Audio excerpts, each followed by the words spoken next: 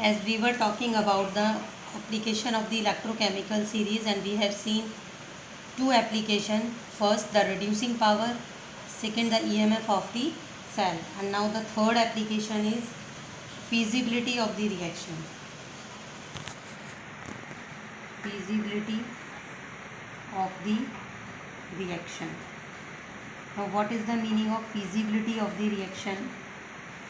Feasibility of the reaction means the electrochemical series helps in finding out whether a given redox reaction is feasible or not in the given direction from the E note values of the two electrode. ठीक है, देखो कोई reaction होगी, redox reaction जो भी जिस भी तरीके से आपको रिप्रेजेंट की गई है वो उस डायरेक्शन में होगी या नहीं होगी वो आप ई नोट वैल्यू से पता लगा सकते हो. ठीक है. In general, a redox reaction is feasible only if the species which has higher reduction potential is reduced. यानी कि जिसका higher oxidation potential है, it should be reduced. अगर ये reduction आपको कोई ऐसी यहाँ पर redox reaction लिखी हुई है जिसमें जो भी आपको इलेक्ट्रोड दिया हुआ है जिसके ऊपर हायर इलेक्ट्रोड पोटेंशियल है, अगर वो रिडक्शन ही शो कर रही है और जिसका लोअर इलेक्ट्रोड पोटेंशियल है वो अगर ऑक्सीडेशन ही शो कर रही है, इट मीन्स वो रिएक्शन फीजिबल है, यानी कि फेवरेबल है वो रिएक्शन होने के लिए. लेकिन अगर ऐसा नहीं हो रहा है तो वो रिएक्शन फीजिबल नहीं है. समझ में आ रहा है? या हम कह सकते हैं for cell reaction to be spontaneous EMF must be positive. यानी जो ईएमएफ अभी हमने इससे पिछले वाले एप्लीकेशन के अंदर देखा था वो पॉजिटिव अगर आ रहा है तो रिएक्शन कैसी होगी आपकी? फीजिबल. और अगर ऐसा नहीं हो रहा है तो आपकी रिएक्शन फीजिबल नहीं होगी. जैसे हम इसको एक एग्जांपल से क्लियर करते हैं. ठीक है, जैसे यहाँ आप एक पॉइंट डाल सकते हो, इफ ईएमएफ पॉजिटिव आता है, ठीक है, then reaction is feasible. Feasible बोल तो या फेवरेबल बोल दो कि भाई होगी ये. ठीक है, कितनी इजीली होगी. जैसे हम एक एग्जांपल लेते हैं, Cu+2 aqueous plus twice Ag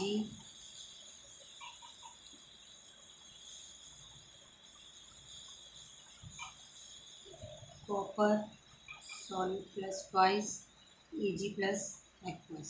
अब आप यहाँ ध्यान से देखो कि Cu+2 किस में चेंज हो रहा है? Cu में. यानी यहाँ पर +2 से ऑक्सीडेशन स्टेट 0 में जा रही है.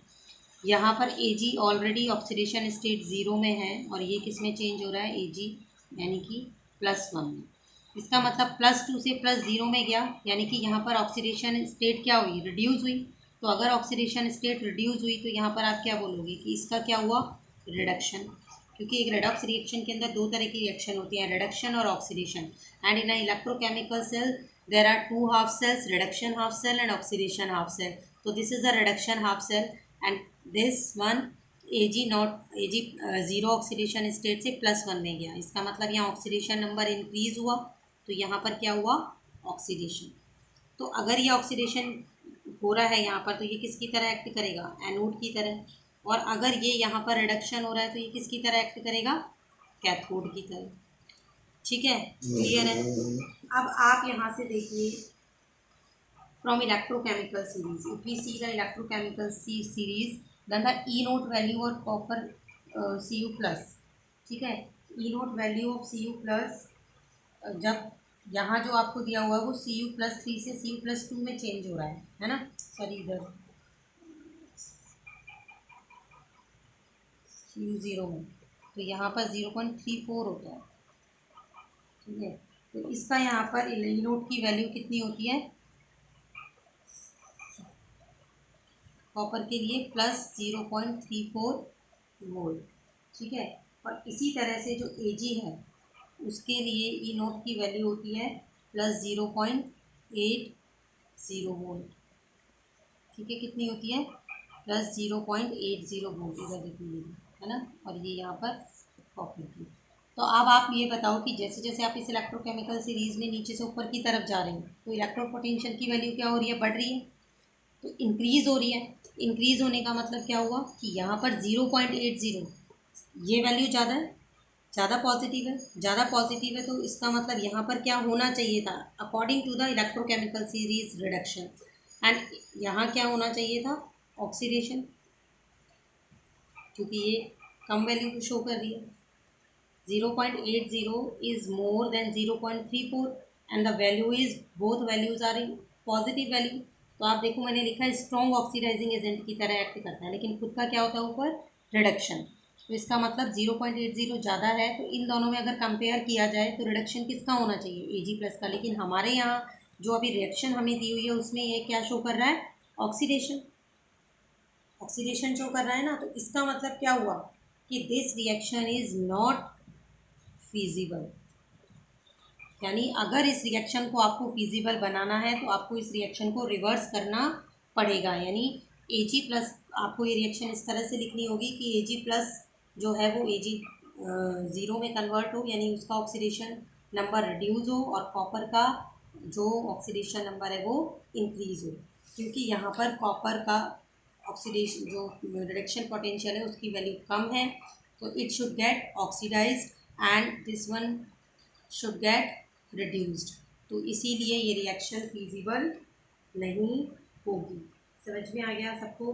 तो कहने का मतलब क्या हुआ, for cell reaction to be spontaneous EMF must be positive, reduction will occur at the electrode having higher reduction potential and oxidation will occur at the electrode having lower oxidation potential. तो lower oxidation potential या reduction potential इसी का है, तो इसीलिए यहाँ पर oxidation होगा, और हायर अगर रिडक्शन पोटेंशियल है तो वहाँ पर क्या होगा, रिडक्शन। लेकिन हमारी ये रिएक्शन कुछ और कह रही है, इसलिए ये रिडॉक्स रिएक्शन फीजिबल नहीं होगी। तो you can find out the feasibility of the reaction with the help of electrochemical series. ठीक है। And the fourth application is to predict whether a metal can liberate hydrogen from acid or not। इसका मतलब क्या हुआ कि जो हमारी ये एप्लीकेशन है, हम ये पता लगा सकते हैं, हम ये फाइंड आउट कर सकते हैं कि कोई भी मेटल हाइड्रोजन को लिबरेट कर सकती है या नहीं कर सकती। उसी बेसिस पर हम एक्टिव मेटल्स को भी बताते हैं। अब इसमें आपको ये ध्यान रखना है कि द मेटल्स, जिन मेटल्स की नेगेटिव इलेक्ट्रोड पोटेंशियल की value, electrode potential is negative, जिन मेटल्स की इलेक्ट्रोड पोटेंशियल की वैल्यू नेगेटिव है, can liberate hydrogen, can liberate hydrogen, वो हाइड्रोजन को लिबरेट कर सकती है। ठीक है, इसीलिए इन मेटल्स को हम एक्टिव मेटल्स भी बोलेंगे। इन मेटल्स को हम क्या बोल सकते हैं, एक्टिव मेटल्स। तो generally metals like sodium, potassium, sodium है, पोटेशियम है, मैग्नीशियम है, निकिल है, ठीक है, जो हमें अभी इस इलेक्ट्रोकेमिकल सीरीज में मिल रही है। ठीक है, which can liberate hydrogen from acid. ठीक है,